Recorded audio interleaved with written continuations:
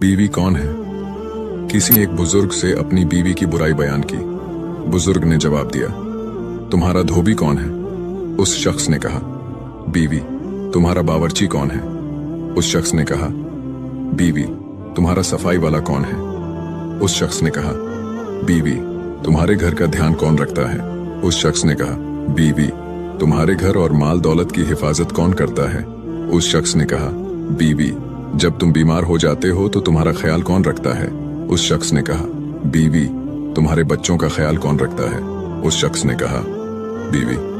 तुम्हारे सुख दुख का साथी कौन है? उस शख्स ने कहा, बीवी। फिर बुजुर्ग ने कहा, क्या तुम्हारी बीवी इन सब कामों के पैसे लेती है?